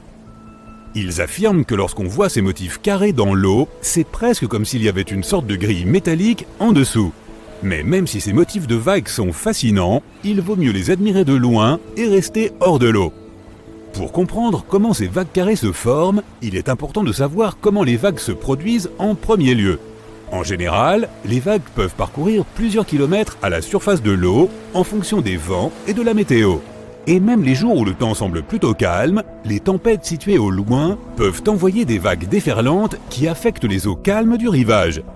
Lorsque les vagues se déplacent vers les rivages de terre lointaines, on appelle cela la houle, ce qui est différent d'une vague qui se produit à cause d'un vent local. Lorsque deux houles différentes venant de directions différentes se rencontrent, on appelle cela une mer croisée. C'est ce qui génère ces vagues carrées que l'on observe près de l'île de Ré. Bien que ces vagues soient l'une des raisons pour lesquelles les gens affluent sur l'île, ils peuvent tout de même s'attendre à profiter d'eau calme et relaxante la plupart du temps. La mer croisée ne se produit qu'à certaines périodes de l'année, dans des conditions météorologiques spécifiques. De plus, tout le monde sait à Ré qu'il faut éviter l'océan lorsque ces vagues carrées apparaissent, de sorte qu'il n'est pas si fréquent d'entendre parler de victimes qui se sont faites piéger. Et comme beaucoup de gens sur l'île sont des touristes, il y a beaucoup de panneaux pour les avertir de sortir de l'eau pendant cette période. Cependant, tout le monde ne reçoit pas forcément l'information. Il y a eu quelques cas où des personnes ont été prises dans la mer croisée, mais par chance, elles ont réussi à s'en sortir. Ces vagues carrées sont devenues relativement célèbres au fil du temps, étant donné qu'aucun autre endroit au monde ne peut se vanter d'avoir une mer croisée comme celle-ci. En fait, personne n'a jamais repéré de vagues carrées ailleurs qu'au large de l'île de Ré. Pourtant, il existe des houles dans tous les océans du monde, et une mer croisée peut avoir lieu n'importe où. Mais si l'angle avec lequel elles s'approchent l'une de l'autre est plus faible, la vague peut donner l'impression de venir de la même direction, même si ce n'est pas le cas. Sans compter que les houles peuvent perdre lentement leur élan à mesure qu'elles dérivent de plus en plus loin, de sorte que leur crête, ou le sommet de la vague, semble plus ronde et moins définie. Les régimes de vent et de météo spécifiques de l'île de Ré créent les conditions parfaites pour engendrer une mer croisée que les gens peuvent clairement reconnaître. Nous sommes en 2009, en Italie. Depuis sa cuisine, un homme voit des lumières vacillantes. Il sait exactement ce qu'il doit faire. Il emmène sa famille dans un endroit sûr. Quelques secondes plus tard, un énorme tremblement de terre frappe la région. Sa famille a survécu grâce à sa réaction rapide. Il savait que ces lumières vacillantes étaient le signe d'un séisme imminent. Les gens voient ces lumières mystérieuses depuis des lustres, et certains pensaient que c'était une sorte de signe venant de l'espace. Les scientifiques ne les prenaient pas au sérieux, mais après l'invention de la photographie, de plus en plus de preuves de ces étranges lumières sont apparues. Bientôt, ils ont compris le lien. Les lumières apparaissent et, très vite, le tremblement de terre frappe. Après avoir un peu creusé, ils ont en fait trouvé des témoignages très anciens de ces lumières de séisme. On raconte que des flammes bleutées sortaient du sol juste avant un tremblement de terre. Les crabes de l'île Christmas participent à un phénomène étonnant une fois par an. Leur période de migration est déterminée par la phase de la Lune et les premières pluies entre octobre et février, bien que la date précise ne puisse pas être prédite. Une fois que les crabes ont reçu le signal, ils quittent leur habitat dans la forêt et migrent en horde massive vers la mer. Se comptant par millions, on peut observer une mer de crabes rouges bloquant les routes alors qu'ils traversent l'île, se frayant un chemin vers l'océan. Là, ils pondent leurs œufs, puis reprennent leur chemin en sens inverse, retournant dans la forêt jusqu'à l'année suivante. Dans l'état indien de Meghalaya, il y a des ponts qui sont entièrement faits de racines d'arbres vivants. Les ponts sont constitués de ces racines épaisses et enchevêtrées qui sont assez solides pour supporter le poids de plus de 50 personnes à la fois. Les tribus Khasi et Jaintia sont passées maîtresses dans l'art de faire pousser ces ponts insensés. Ils en ont besoin pour traverser plus facilement les ruisseaux qui coulent en contrebas. Certains de ces ponts racines ont plus de 180 ans. Pour les fabriquer, les membres des tribus prennent soin des racines jusqu'à ce qu'elles soient suffisamment longues pour atteindre la rive opposée. Cela peut prendre jusqu'à 10 ou 15 ans pour faire pousser un pont. Au cours du processus, les racines s'entrelacent étroitement les unes avec les autres et c'est comme ça que les ponts deviennent si solides. Et une fois qu'un pont est complètement formé, il peut durer plus de 500 ans. Alors que certaines racines se décomposent, de nouvelles poussent continuellement. C'est pourquoi ces constructions naturelles inhabituelles durent si longtemps. Les colonnes lumineuses sont des faisceaux de lumière colorée qui jaillissent de la Terre vers le ciel ou qui brillent depuis les nuages. Habituellement, ils ne se produisent que par temps froid, car ils se forment lorsque la lumière du soleil se reflète sur des cristaux de glace flottant dans l'air. Plus les cristaux sont hauts dans les airs, plus ces colonnes lumineuses et colorées deviennent grandes. Elles sont plus fréquentes au lever et au coucher du soleil. Dans le monde entier, il y a des grottes cachées qui sont remplies de lumière phosphorescente. Cette lumière provient de centaines de vers luisants qui se sont installés confortablement dans ces grottes. Certaines de ces grottes ont plus de 30 millions d'années, et la plupart d'entre elles se trouvent en Nouvelle-Zélande et en Australie. Les vers eux-mêmes ne brillent pas vraiment, mais les bébés vers, appelés larves, fabriquent des brins de soie faits de mucus. Ces brins forment des filets, et ce sont ces filets qui peuvent illuminer toute la grotte. Leur but est d'attirer des mouches et d'autres insectes savoureux dont les vers luisants se régalent. Les arbres arc-en-ciel existent bel et bien. Originaires des Philippines et d'Indonésie, ces merveilles colorées sont appelées eucalyptus arc-en-ciel. Les couleurs sont créées par le contraste de l'ancienne et de la nouvelle écorce. Lorsque les fines couches superficielles de l'écorce s'écaillent, elles révèlent de nouvelles écorces aux couleurs plus vives. L'écorce la plus récente est verte, puis elle passe au violet, puis au rouge et enfin au brun. C'est parce que ces arbres contiennent une substance appelée chlorophylle qui rend l'écorce verte. À mesure que chaque bande d'écorce vieillit, elle perd de la chlorophylle et change lentement de couleur. Imagine que tu travailles 7 jours sur 7 sur un grand chantier de construction. Comme des milliers d'autres personnes, tu portes des millions de blocs de pierre et tu les poses les uns sur les autres selon un système complexe. Tu travailles sans équipement de construction moderne.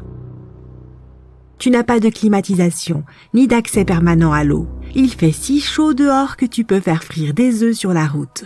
Tu construis cette pyramide depuis des décennies. Et maintenant, quand elle est enfin terminée, tu apprécies le résultat du travail colossal de milliers de personnes.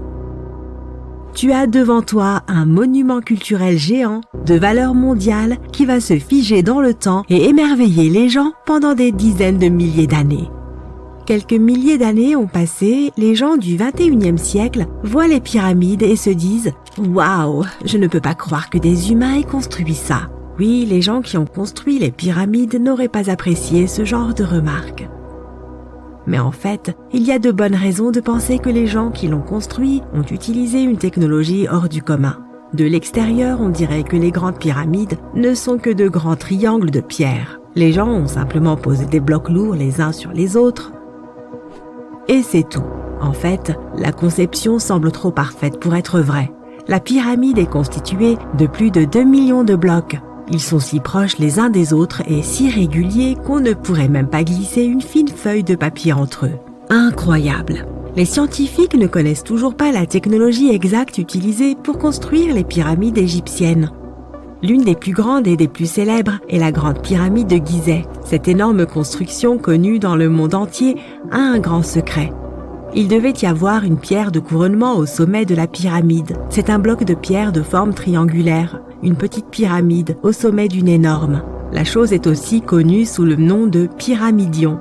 Les bâtisseurs de l'Égypte ancienne l'ont fabriquée en granit et en calcaire et l'ont recouverte d'or. Aucun document ou dessin ancien ne permet de prouver qu'il y avait un pyramidion au sommet de la grande pyramide de Gizeh. Mais il existe une autre structure égyptienne ancienne dans ce type de triangle, la pyramide rouge. Elle a été construite avant la grande pyramide et sa pierre de couronnement a survécu jusqu'à ce jour. Les archéologues l'ont trouvée et reconstruite. Mais alors, où pourrait se trouver la pierre de couronnement de la grande pyramide? C'est un mystère qui n'a toujours pas de réponse. Certains sont persuadés que des voleurs l'ont dérobée au sommet. Peut-être ont-ils simplement grimpé et poussé le pyramidion jusqu'en bas. C'est tout à fait logique. La pierre angulaire était probablement l'élément le plus précieux de la pyramide. De nombreux scientifiques et archéologues ne connaissent toujours pas sa fonction exacte. Certains pensent que ce sommet recouvert d'or glorifiait les pharaons. La nuit, la pierre de couronnement reflétait la lumière de la lune et illuminait tout l'espace qui l'entourait. Pendant la journée, cette pierre reflétait la lumière du soleil avec sa surface brillante. On pouvait la voir de loin. Le sommet de la pyramide était une sorte d'étoile guide pour les voyageurs perdus. Tous les autres blocs de pierre de la pyramide sont constitués de calcaire. Les gens les polissaient pour les faire briller. Dans le passé, ils étaient même très brillants et reflétaient la lumière. On aurait pu voir des pyramides lumineuses depuis l'espace, même si elles ressemblaient à de toutes petites lumières. Au fil des milliers d'années, les vents, les tempêtes de sable et les pluies ont modifié l'apparence des pyramides. Si les gens avaient pris soin d'elles pendant tout ce temps, elles auraient ressemblé à quelque chose sorti des films de science-fiction ou bien aux pyramides de Las Vegas. Mais malheureusement, nous ne verrons jamais leur apparence d'origine. Certains archéologues et scientifiques pensent que la pierre de couronnement pouvait absorber l'énergie du soleil et la répartir uniformément dans la pyramide. Personne ne sait précisément pourquoi les Égyptiens avaient besoin de cette technologie. Il y a une théorie selon laquelle les pyramides sont d'anciens systèmes énergétiques. Les pharaons ont appliqué cette énergie pour utiliser des technologies uniques plus avancées que toutes les réalisations du XXIe siècle. Et la forme triangulaire des pyramides était idéal pour stimuler cette énergie électromagnétique. En théorie, le rayonnement solaire ou les forces électromagnétiques s'accumulent au sommet de la pyramide, remplissent les pièces intérieures, puis descendent le long des murs jusqu'à la base. Toute déformation de la surface pourrait empêcher le flux de se répandre. Ils ont donc dû créer une surface parfaitement lisse.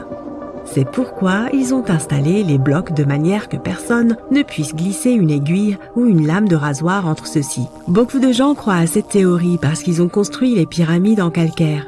Ce matériau peut retenir l'énergie en son sein. Dans la partie intérieure, ils ont créé des dépôts de granit pour provoquer l'ionisation de l'air, c'est-à-dire pour créer une charge électrique. Ils ont également creusé des canaux sous la pyramide pour que l'eau puisse transmettre l'électricité. Et au sommet, ils ont placé une pierre de couronnement en or, le meilleur conducteur d'électricité. C'est ainsi que l'on obtient un grand générateur d'électricité. Différentes cultures ont utilisé des technologies similaires pour créer de l'électricité dans le monde entier. Mais ce ne sont que des théories. Si cela avait fonctionné, l'humanité aurait utilisé ces technologies aujourd'hui. On trouve des traces de l'industrie métallurgique, de la chimie, de l'ingénierie, de la physique, des mathématiques et de l'astronomie dans certains documents anciens. La plupart des scientifiques ne croient pas à toutes ces choses. Nous connaissons les étapes détaillées du développement de ces technologies dans différentes cultures.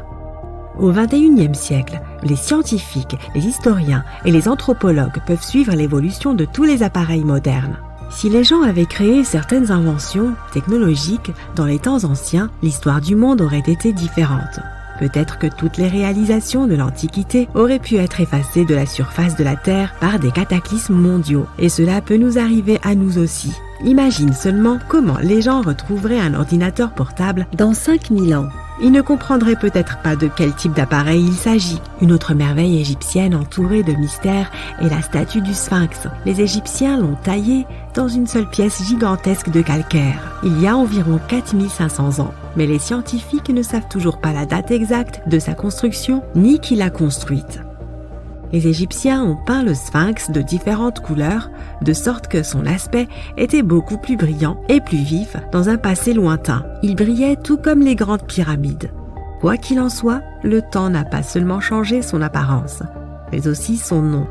Au départ, les Égyptiens l'appelaient Ori-Mekhet. Les Grecs l'ont rebaptisé Sphinx quelques centaines d'années après sa construction. Il soulignait la grandeur des souverains d'Égypte. Il remplissait également la fonction symbolique d'un chien de garde qui surveillait la tombe du pharaon et les chemins qui menaient à celle-ci. Cette version semble réaliste, puisque les archéologues ont découvert de nombreuses entrées secrètes au pied du Sphinx. Peut-être que ces pièces et ces tunnels complexes mènent à des salles souterraines contenant des trésors, et les trésors ne sont pas toujours de l'or ou des bijoux. Selon les légendes et les théories, le Sphinx garde la salle des archives où sont stockées toutes les connaissances de l'humanité. Les informations sur l'ancien état mythique de l'Atlantide pourraient se trouver ici. Tu peux trouver de nombreuses cartes détaillées des donjons internes du Sphinx sur Internet. Elles montrent des structures de 12 étages de profondeur sous la statue. On dirait une petite ville remplie d'or, de parchemins de savoir et de divers artefacts anciens. Mais on ne peut pas croire toutes ces cartes. Ce ne sont que des théories. Plusieurs milliers d'années se sont écoulées, mais les gens ont en réalité très peu d'informations sur ce sujet. Les archéologues savent qu'il y a encore beaucoup de choses étranges et passionnantes à propos du Sphinx qui n'ont pas encore été découvertes. Les gens du coin ont souvent peur de faire des recherches car ils croient qu'ils peuvent réveiller quelque chose de terrible, des profondeurs souterraines. Par conséquent, ce sont surtout des scientifiques d'autres pays qui mènent les fouilles. En 1998, des scientifiques ont découvert d'étranges tunnels qui menaient à des pièces vides sous le Sphinx. Ils ont constaté que des personnes avaient essayé de passer par ces tunnels dans le passé. Et il est possible que ces personnes aient emporté tous les trésors qui s'y trouvaient. Une des légendes dit qu'un puissant artefact se trouve sous le Sphinx. Son pouvoir pourrait changer le monde entier, mais les habitants le cachent car il pourrait nuire à la planète. Certains pensent que l'on peut trouver des preuves de technologie inconnue peintes sur les murs de granit des tombes des pharaons. Mais le plus probable est que ces peintures et ces signes nous racontent juste les mythes et les légendes de l'Égypte ancienne. Mais que se passe-t-il si les symboles et les dessins égyptiens sont des instructions détaillées pour utiliser les technologies anciennes? Et si les habitants qui vivaient à cette époque pensaient « les gens dans le futur ne seront pas capables d'obtenir de l'énergie par eux-mêmes, alors laissons-leur des instructions détaillées ». Quoi qu'il en soit, il existe de nombreuses énigmes et théories. En réalité, la recherche de réponses est une entreprise dangereuse, car il n'est pas facile de pénétrer dans les salles souterraines. Les fouilles peuvent détruire la structure de l'ensemble du sphinx. Toute personne qui se trouve dans les tunnels peut se perdre et ne jamais retrouver son chemin. En plus, cela coûte beaucoup d'argent.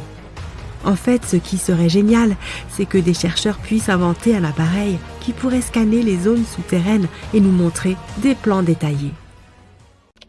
Le volcan Kawah Ijen, situé en Indonésie, n'est pas une montagne de lave ordinaire. Au lieu de produire de la fumée noire et de la lave rouge, comme le font la plupart des volcans, cette excentrique montagne laisse échapper une flamme bleue et de la lave bleue électrique. Ce phénomène se produit car le volcan contient des niveaux de soufre parmi les plus élevés au monde. Et lorsque les gaz sulfureux interagissent avec l'air brûlant et sont éclairés par la lave en fusion, ils commencent à devenir bleus. Malheureusement, tu ne peux voir ce spectacle envoûtant que la nuit. Mais tu peux le sentir toute la journée. À propos, le plus grand lac acide du monde se trouve aussi à l'intérieur de ce cratère. La mer Morte a une forte concentration de sel et de minéraux par rapport à d'autres mers, même si techniquement, c'est un lac. Il est presque impossible de s'y baigner, mais les gens s'y rendent pour profiter de substances chimiques naturelles pour le corps. Flotter à la surface est un excellent moyen de se détendre. Cette ancienne étendue d'eau a reçu son nom car, étant 9,6 fois plus salée que les océans, aucun organisme macroscopique ne peut y vivre. On n'y trouve que quelques bactéries et champignons qui apprécient le sel. C'est aussi l'endroit le plus bas de la Terre, à 427 mètres sous le niveau de la mer. Il existe une grotte de cristal souterraine au Mexique et elle ressemble à un monde interstellaire. Elle se trouve à environ 305 mètres sous la surface.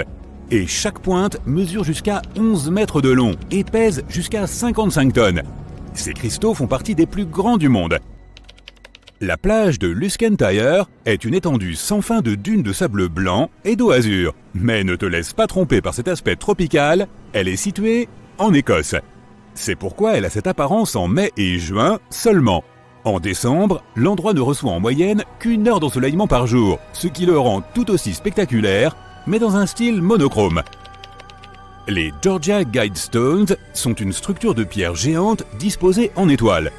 Elles comportent des inscriptions en 8 langues, dont l'hindi, le chinois et le swahili. Elle présente également un calendrier astronomique terminé en 1980 et a été érigée pour durer des siècles. Personne ne sait qui l'a construite ni pourquoi. Dans le centre de la Californie se trouve le parc national de Sequoia, où l'on peut marcher dans la forêt des géants. Il existe depuis des milliers d'années. Plus de 8000 séquoias colossaux règnent sur la Terre et 10 d'entre eux font partie des plus grandes plantes vivantes du monde. Le général Sherman est estimé avoir près de 2700 ans et il est considéré comme le plus grand arbre vivant connu au monde en termes de volume. Les célèbres têtes de pierre de l'île de Pâques existent depuis des centaines d'années. Personne ne sait exactement pourquoi elles ont été construites. Certains scientifiques pensent que la population locale croyait que les statues rendraient le sol plus fertile. L'analyse du sol a prouvé que les têtes ont bien fait leur travail. C'est le meilleur endroit de l'île pour l'agriculture. La composition chimique des anciennes sources d'eau chaude de Pamukkale, en Turquie, donne un aspect magique à l'eau qui se déverse sur le bord. Elles sont bénéfiques pour purifier non seulement le corps, mais aussi l'esprit. Tout au fond de l'Arabie Saoudite se trouve un rocher parfaitement tranché en son centre, avec ses deux moitiés posées parallèlement. Ce qui rend Al-Nasla si unique, c'est qu'il n'a pas été fait artificiellement, mais est le résultat du travail de la nature au fil des siècles. Ce glacier peut donner l'impression que quelqu'un a laissé tomber des tonnes de peinture rouge au milieu de l'Antarctique, mais c'est en fait une couleur naturelle. Les chutes de sang sont le résultat d'une eau extrêmement salée mélangée à de l'oxyde de fer, ce qui donne cette ambiance sinistre au milieu de nulle part. Début mai 2018, les habitants de la Nouvelle-Angleterre ont pu observer l'un des phénomènes les plus effrayants et les plus dangereux qui soient, une tornade à très longue trajectoire. L'effrayant phénomène naturel a commencé sa course non loin de Charleston, dans le New Hampshire, et s'est dirigé vers la ville de Webster, dans le comté de Merrimack. Il a fallu 33 minutes à la tornade pour parcourir 58 km et devenir la 3e sur la liste des tornades à la trajectoire la plus longue en Nouvelle-Angleterre. Aux Philippines, tu peux nager dans des eaux parmi les plus cristallines du monde et découvrir un monde sous-marin sous tes pieds dans la province de Palawan. La ville de Coron possède des plages de sable blanc avec de nombreux petits bateaux qui naviguent dans les nombreux paysages étonnants. Tristan da Cunha est un petit archipel volcanique de l'Atlantique dont les plus grosses voisines sont les villes de Buenos Aires en Argentine et Le Cap en Afrique du Sud. Il faut 7 jours de bateau pour se rendre dans ce lieu unique. Si tu veux t'échapper du reste du monde, en séjournant parmi les 280 habitants, tu auras l'impression d'être loin de tout. Pendant la première semaine de janvier 2018, un temps exceptionnellement froid sévissant dans le nord-est des États-Unis a gelé l'océan Atlantique à North Falmouth, dans le Massachusetts. L'océan était tellement gelé que les gens pouvaient marcher sur les vagues. C'est évidemment quelque chose qu'on ne voit pas tous les jours. Le sable rouge est ce qui rend cette plage si unique et la raison pour laquelle les touristes affluent au Tianjin, en Chine. Une plante de couleur rouge appelée Suaeda salsa vit dans l'eau salée. Toute la plage est recouverte de rouge et seule la couche supérieure de la mer est visible. S'il y a bien une chose qui semble défier la gravité, c'est la pierre de Davasco en Argentine. L'énorme rocher de 300 tonnes se tient de façon précaire au bord d'une falaise et se balance un peu d'un côté à l'autre sous l'effet du vent. Les gens l'ont même vérifié en mettant des bouteilles en verre sous l'un de ses bords. Elles ont explosé avec un mouvement du rocher. Malheureusement, aujourd'hui, tu ne peux plus voir cette merveille de la nature telle qu'elle était il y a un siècle. En 1912, le rocher est soudainement tombé du perchoir qu'il occupait depuis des centaines d'années. Les habitants de la ville voisine de Tandil ont été si attristés par cet événement que 95 ans plus tard, en 2007, ils ont décidé de restaurer la pierre. Ils en ont fabriqué une réplique en plastique et l'ont placée au même endroit et dans la même position. Ainsi, même aujourd'hui, en passant par Tandil, tu peux voir son célèbre rocher en équilibre, même si c'est davantage un symbole, puisqu'il ne se balance plus et ne pèse plus que 9 tonnes. Mais il est néanmoins immédiatement reconnaissable. Socotra est une île aux allures extraterrestres située au large des côtes du Yémen, dans l'océan Indien, avec l'un des arbres les plus uniques au monde. On l'appelle le dragonnier et on ne le trouve que sur cette île étonnante. En 2008, elle a été reconnue comme un site du patrimoine mondial. Si tu vois un jour une colonne d'air compacte et brûlante, ne panique pas, ce n'est pas la fin du monde. La combinaison effrayante de bruits de tourbillons et de brasiers brûlants signifie que tu es sur la trajectoire d'une tornade de feu. Ce phénomène dangereux se produit principalement pendant les feux de forêt. Les incendies créent une grande zone d'air très chaud juste au-dessus du sol. Lorsque cet air brûlant se mélange à l'air plus frais situé plus haut, il en résulte un tourbillon qui brasse des débris brûlants et des flammes. Les tornades de feu les plus puissantes peuvent s'étendre sur des centaines de mètres dans le ciel. La Maison du Mystère à Gold Hill, dans l'Oregon, étonne ses visiteurs avec des effets défiant la gravité. Tu ne peux pas te tenir droit. Tu te penches toujours sur le côté et tu dois te tenir à quelque chose pour garder l'équilibre. Les balles roulent vers le haut et il y a un balai qui reste parfaitement immobile où que tu le poses, contrairement à presque tout le reste dans la cabane. Les tribus amérindiennes locales appelaient cet endroit le terrain interdit avant même que la maison n'y soit construite, et elles évitaient de s'en approcher. Mais les propriétaires de la cabane ont décidé d'en faire une attraction et ils ont réussi. Ils ont créé une atmosphère de mystère autour de l'endroit et ont répandu la nouvelle dans les journaux et plus tard sur Internet. Et voilà, une anomalie parfaite est née. En fait, ce n'est rien de plus qu'une curiosité, une illusion d'optique créée par l'homme qui trompe tes yeux et tes autres sens. Si tu voyages aux Philippines, en Indonésie ou en Papouasie-Nouvelle-Guinée, tu auras la chance de voir certains des arbres les plus insolites et les plus joyeux du monde. Le tronc de l'eucalyptus arc-en-ciel a l'air d'avoir été peint en orange, vert, rouge, violet, jaune, marron et bleu. Certains arbres sont si lumineux qu'ils semblent artificiels. L'eucalyptus arc-en-ciel perd régulièrement des bandes d'écorce, ce qui révèle une couche verte brillante en dessous. Un peu plus tard, cette couche verte change progressivement de couleur et comme la mue se produit à un moment différent à différents endroits du tronc, l'arbre commence à avoir un aspect multicolore et très attrayant. Le Yémen abrite les plus vieux gratte-ciel et la plus ancienne métropole du monde. L'ancienne ville de Shibam est considérée comme le Manhattan du désert, en raison de la collection de bâtiments en terre qui sortent du sol du désert. Elles servaient d'étape pour les caravanes pendant l'Antiquité. Il existe des endroits sur Terre que les avions ne peuvent pas survoler. Il s'agit de zones d'espace aérien restreints dans lesquelles tu ne peux pas pénétrer pour des raisons de sécurité ou de secret défense. Il existe 5 types de zones protégées. Les zones d'importance culturelle, politique, historique et environnementale, et les zones protégées pour assurer la sécurité des visiteurs. Jetons un coup d'œil aux plus célèbres d'entre elles. Tout d'abord, il y a Washington DC et la Maison-Blanche. C'est une zone très protégée. Personne ne peut la survoler s'il se trouve à moins de 5500 mètres au-dessus du niveau de la mer. Il y a un aéroport à proximité de la Maison-Blanche et les restrictions causent beaucoup de problèmes aux pilotes et aux passagers. Les pilotes doivent faire très attention à ne pas entrer accidentellement dans la zone interdite, car les conséquences sont assez graves. Les passagers ne passent généralement pas un moment très agréable au début de leur vol. Tout cela à cause des manœuvres que les pilotes doivent effectuer pour éviter d'entrer dans la zone protégée. Une fois, en 2005, un pilote s'est accidentellement engagé dans cette zone. Et juste à cause de cela, le Capitole a été évacué. Ils ne prennent aucun risque. Si quelqu'un ou quelque chose se trouve dans l'espace aérien protégé, il est considéré comme dangereux par défaut. La suivante est Camp David. Il a été construit en 1938 dans la campagne du Maryland. À l'origine, le camp s'appelait High Catoctin. Mais en 1953, le 34e président des États-Unis, Dwight D. Eisenhower, l'a baptisé Camp David en l'honneur de son père et de son petit-fils. Camp David est la résidence de campagne du président américain. Il sert également à accueillir les représentants des pays étrangers.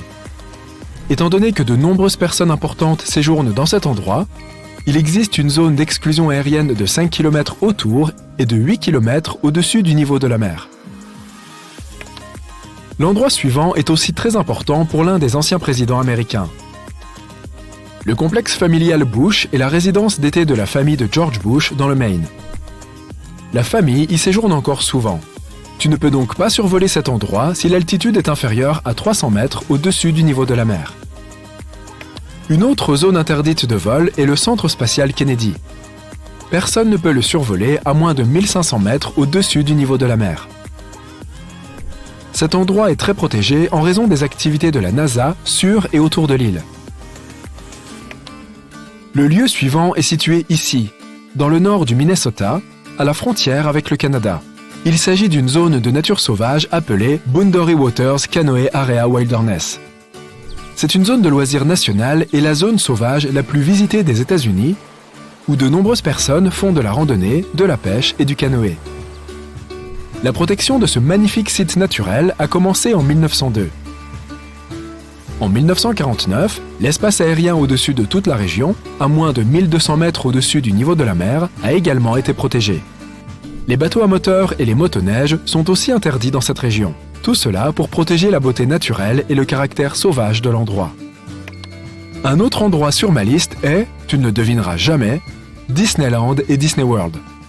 Oui, l'espace aérien de Disneyland a le niveau de protection de la Maison-Blanche et du centre spatial Kennedy. Il est interdit de survoler le parc à thème sans une dérogation spéciale, et la restriction s'étend à 900 mètres au-dessus du niveau de la mer. La loi a été introduite en 2003 pour assurer la sécurité du parc et de ses visiteurs. De nos jours, tu ne verras jamais un avion ou même un seul drone survoler le parc, à moins qu'ils aient obtenu une dérogation spéciale.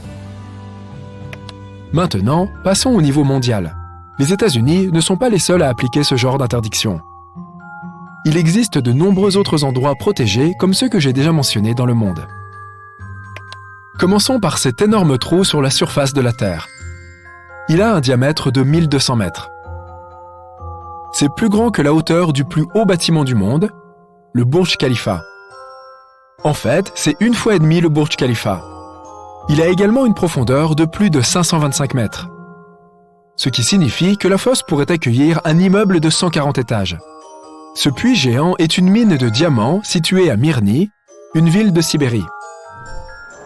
La température moyenne en hiver ici est de moins 35 degrés Celsius. On ne peut pas survoler la mine en hélicoptère car c'est dangereux. La mine est si grande qu'elle perturbe la circulation de l'air. L'air à l'intérieur de la mine est beaucoup plus chaud qu'à l'extérieur. et quand ces deux flux se mélangent, cela crée un vortex. Si un hélicoptère passe à proximité, le tourbillon va probablement l'attirer. Puis l'appareil perdra de l'altitude et s'écrasera. Un autre endroit interdit est Buckingham Palace. Le survol de ce bâtiment est interdit pour protéger les monarques. Le palais n'est pas seulement un lieu de résidence de la reine. C'est aussi le siège administratif de la Grande-Bretagne, où se tiennent de nombreuses réunions avec des représentants étrangers. Les avions ne peuvent pas non plus survoler le château de Windsor, car c'est là que réside la famille royale. Le Pérou a interdit aux avions de survoler son célèbre site, le Machu Picchu, en 2006. Cette interdiction visait à protéger le patrimoine et la faune du site. Le suivant est le Taj Mahal, en Inde. Le mausolée, achevé en 1653, est situé à Agra, dans le nord de l'Inde. C'est l'un des endroits les plus connus au monde et il est protégé par l'UNESCO en tant que site du patrimoine mondial. Il n'est pas étonnant que ce lieu, qui est visité par plus de 6 millions de personnes chaque année, soit si protégé. La région est une zone d'exclusion aérienne depuis 2006. Cette loi a été promulguée pour protéger le bâtiment et les visiteurs. Même s'il n'y a pas d'interdiction officielle, les avions préfèrent éviter certaines régions de notre planète. L'une d'entre elles est l'Himalaya. Les montagnes de l'Himalaya dépassent les 6000 mètres. Et le mont Everest, le point le plus haut de la Terre, atteint les 8850 mètres. La plupart des avions volent à environ 9145 mètres, ce qui est trop proche du sommet de la montagne. Pour respecter la distance minimale, les avions devraient voler plus haut, ce qui est impossible. De plus, les vents sont trop forts au-dessus des montagnes, ce qui rend la manœuvre des avions difficile. Ces derniers doivent emprunter des routes qui offrent des possibilités d'atterrissage d'urgence et les meilleurs services radars au cas où un problème surviendrait pendant le vol. Le problème est qu'il n'y a presque pas de service radar dans l'Himalaya, et les pilotes ne seraient pas en mesure de communiquer avec les contrôleurs aériens au sol. Un atterrissage d'urgence est possible uniquement sur des surfaces plates, et il n'y en a pas dans la région de l'Himalaya. Le risque est tout simplement trop élevé avec des montagnes partout. Si tu ne trouves pas que c'est déjà assez dangereux, il y a autre chose. Si quelque chose, par exemple une décompression de la cabine, arrive à un avion à une altitude pareille, l'avion disposera d'assez d'oxygène pour une vingtaine de minutes seulement. Lorsque cet oxygène vient à manquer, l'avion doit descendre à une altitude d'au moins 3050 mètres au-dessus du niveau de la mer pour reconstituer ses réserves. Et c'est impossible à faire dans l'Himalaya à cause des montagnes qui se trouvent partout. Une autre route difficile passe au-dessus des pôles. Et pour l'emprunter, un avion doit obtenir une autorisation spéciale. Le problème ici est que le pôle peut perturber le système de navigation de l'avion. Les boussoles s'emballent et ne sont plus d'aucune utilité. Le pôle nord de la Terre possède un champ magnétique très puissant qui change constamment. Si le champ magnétique se déplace, le vrai nord commence à différer de ce que les pilotes voient sur leurs appareils. Il devient alors difficile pour eux de trouver la bonne piste. À propos, les pistes sont nommées en fonction de la distance qui les sépare du pôle nord réel. Si le champ magnétique se déplace et oblige le pilote à ajuster sa navigation, il ne peut pas être sûr d'atterrir sur la bonne piste. Ainsi, seuls quelques avions volent en réalité à cet endroit, et ils doivent se soumettre à des préparatifs spéciaux, obtenir des appareils de navigation particuliers et une autorisation pour y voyager. Et pourtant, personne ne survole directement le pôle Nord. Même si les avions survolent les océans et les petites étendues d'eau, s'il existe une route alternative qui passe au-dessus de la Terre, un avion choisira toujours de la suivre. Il est intéressant de noter que voler au-dessus de l'eau est généralement plus cool que voler au-dessus de la Terre, surtout à basse altitude. C'est parce qu'il y a moins de turbulences. La principale raison des turbulences est l'air chaud qui s'élève du sol. Lorsque tu voles au-dessus de l'eau, tu n'as pas ce problème et le vol est plus confortable. Néanmoins, le vol au-dessus de la Terre est plus sûr. Je ne sais pas pour toi, mais je préfère subir quelques secousses que de ne pas avoir la possibilité d'atterrir en cas d'urgence. Les avions qui effectuent des vols transocéaniques ont généralement 4 moteurs. Pour les avions à 2 moteurs, c'est trop dangereux. Ils préfèrent les routes où il y a de nombreux aéroports sur le chemin qui peuvent accepter ce type particulier d'avion en cas d'urgence. Imagine qu'une panne de moteur survienne. Dans ce cas, L'avion devra compter sur le moteur restant pour le conduire à l'aéroport le plus proche et atterrir en toute sécurité. Il n'y a pas beaucoup d'aéroports dans, disons, l'océan Pacifique. Hé, tu as déjà assisté à un arc-en-ciel de feu? Ouais, moi non plus. Et un arc circum-horizontal? Je ne pense pas, mais juste pour que tu saches, c'est la même chose. À première vue, ça ressemble à un tableau, ou à une grande trace dans le ciel aux couleurs de l'arc-en-ciel. Malgré leur nom, ils n'ont rien en commun avec le feu ou la pluie. Ce phénomène se produit en de rares occasions lorsque le soleil brille à travers une certaine formation de nuages chargés de glace. Les halos aux couleurs de l'arc-en-ciel sont tout aussi uniques. Là encore, un type spécifique de cristaux de glace doit être présent dans les nuages pour que la surface de la Terre courbe la lumière du soleil en un anneau parfait. La même chose peut se produire avec la lumière de la Lune. La seule différence étant que les halos lunaires sont généralement blancs et que les halos solaires peuvent être aux couleurs de l'arc-en-ciel. Lorsque tu visites des régions de haute altitude, tu peux être l'un des rares chanceux à apercevoir des pénitents de neige. Il s'agit en fait de pics de glace constitués naturellement. Pour qu'ils se forment, il faut un environnement vraiment froid, en hauteur et où l'air soit sec. La lumière du soleil transforme directement la glace en vapeur plutôt que de la faire fondre en eau. Et c'est pourquoi ces lames de neige et de glace commencent à apparaître à la surface de la Terre. Aussi gracieuses qu'elles puissent être, elles peuvent finir par atteindre une hauteur de près de 5 mètres. Que se passe-t-il lorsque de petites gouttelettes de lave rencontrent le vent? Eh bien, ce sont les cheveux de Pelée. Laisse-moi t'expliquer. Le mot Pelée vient de l'ancienne déesse hawaïenne des volcans. Chaque fois que le vent emporte de petites gouttes de lave, il les étire pour former des brins semblables à des cheveux, un peu comme dans le processus de création d'un fil de verre. Ces brins délicats peuvent s'étirer jusqu'à 2 mètres.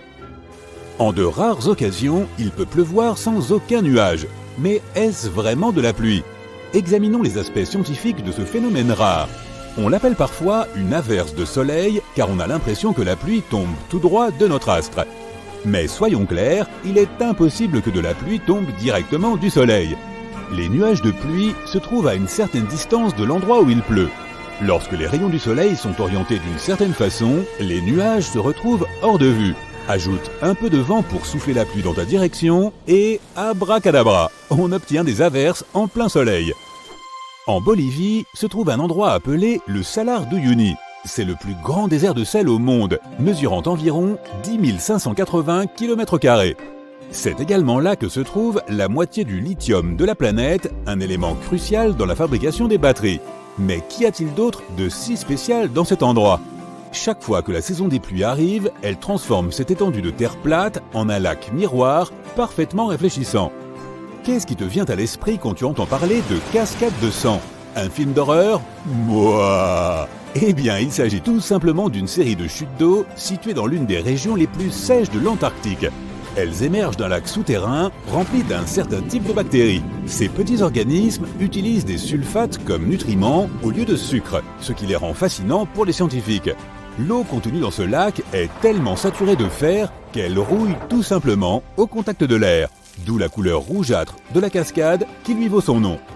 Ok, nous connaissons tous la chanson Rose du désert de Sting, mais elle n'est pas totalement imaginaire. Il existe bel et bien une chose appelée la rose des sables. Il ne s'agit pas d'une plante, mais d'une formation unique de gypse. Elle se développe dans des endroits secs et sablonneux qui peuvent être occasionnellement inondés. Ce passage constant entre un environnement humide et sec permet aux cristaux de gypse d'émerger entre les grains de sable, les emprisonnant dans une forme de rose. Tu as déjà entendu parler de l'œil de l'Afrique? Les scientifiques essaient toujours de comprendre comment il s'est formé. Tu ne peux le voir que si tu le survoles, mais il s'agit en fait d'un dôme naturel. La structure de Richat, formée il y a environ 100 millions d'années. Et non, je n'étais pas là à l'époque. Elle a un diamètre approximatif de 40 km et se compose de plusieurs anneaux concentriques. Le plus grand, ou la zone centrale, mesure environ 30 km de diamètre. Les astronautes ont été parmi les premières personnes à le remarquer, et elle a été abondamment étudiée depuis. Aujourd'hui encore, lorsque les astronautes atterrissent en Floride, ils savent qu'ils sont presque chez eux lorsqu'ils aperçoivent l'œil de l'Afrique. L'un des arbres les plus joliment colorés du monde se trouve aux Philippines et en Indonésie. On l'appelle l'eucalyptus arc-en-ciel. Il doit son nom à son écorce qui change de couleur et se détache au fur et à mesure que l'arbre vieillit. L'écorce vert vif est la plus jeune, car elle regorge de chlorophylle, que l'on trouve habituellement dans les feuilles. Elle passe ensuite au violet, puis à la couleur rouge. Enfin, elle devient brune à mesure qu'elle grandit et perd sa chlorophylle. Ne te fais pas d'illusions en pensant qu'il y a là une forêt tout entière. Il s'agit en fait d'un seul arbre. Et non, ce n'est pas non plus une sorte d'illusion d'optique. Laisse-moi t'expliquer. Sous la terre, il existe un réseau complexe de racines qui relie environ 47 000 formes d'arbres qui émergent du sol. On l'appelle le peuplier faux-tremble. Certains de ces arbres font partie des organismes les plus anciens et les plus grands du monde. Voilà une bonne destination pour tous les voyageurs. Enfin, peut-être pas si bonne que ça en fait. La zone la plus fréquemment touchée par la foudre au monde, selon des données récentes publiées par la NASA, est le lac Maracaibo au Venezuela. Sur tous les jours de l'année, 300 en moyenne présentent des orages à cet endroit. Mais qu'est-ce qui rend cette région si unique au point que des orages s'y produisent aussi souvent? Eh bien, c'est parce que c'est là que l'air frais des montagnes rencontre la brise chaude et humide du lac, ce qui génère de l'électricité au-dessus de lui. Les chutes de la Flamme éternelle se trouvent dans le nord de l'État de New York, près de la frontière canadienne. Dans cette région, il y a une minuscule chute d'eau qui abrite un grand secret, une gerbe de feu d'environ 20 cm de haut. Il se trouve qu'un suintement de gaz naturel alimente la flamme derrière cette cascade. La chute d'eau, pour sa part, fournit une couverture suffisante pour qu'elle reste allumée à peu près tout le temps. Les randonneurs aiment bien la rallumer s'ils voient qu'elle s'est éteinte. Ce phénomène est assez courant, mais cet exemple-ci a gagné en popularité car il est plus récent que la plupart. Et il est très beau sur les photos, soyons honnêtes. J'ai entendu parler de sable jaune, de sable blanc et même de sable noir ici et là, mais je n'avais jamais entendu parler de plages vertes jusqu'à maintenant. Papacoela, également connu sous le nom de Green Sand Beach, est situé à Hawaï et c'est l'une des rares plages au monde à présenter du sable vert. Cette coloration unique provient de la roche olivine qui s'est formée lors de l'éruption d'un volcan voisin. Et à vrai dire, à Hawaï, ce ne sont pas les volcans qui manquent. Oublie les sables verts car certaines autres plages du monde peuvent même briller la nuit, et c'est complètement naturel.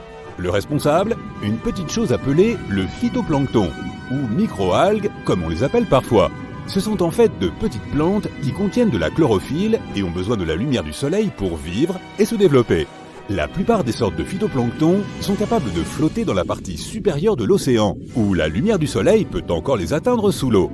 Lorsque le phytoplancton est agité par le mouvement des vagues et des courants, il émet de la lumière, ce qui donne l'impression que certains brillent pendant la nuit. On trouve ces micro-organismes particuliers sur les plages de nombreux endroits du monde, comme les Maldives, Porto Rico et les Everglades. Au pied d'une montagne située à proximité d'Afton, dans le Wyoming, se trouve une petite rivière appelée Source intermittente. Il n'en existe que quelques-unes dans le monde entier. Mais qu'est-ce qui rend ce petit filet d'eau si mystérieux? Peut-être le fait qu'il commence et s'arrête toutes les quelques minutes. Les scientifiques n'ont pas encore trouvé la raison précise de ce phénomène. Ils pensent qu'il s'agit simplement d'un effet de siphon qui se produit dans les profondeurs du sol et qui fait que la rivière commence et s'arrête fréquemment. Si tu as envie d'y jeter un coup d'œil, assure-toi de le faire à la fin de l'été, car c'est à ce moment-là que la source intermittente est la plus active. Enfin, pour le coup, ce n'est qu'une façon de parler.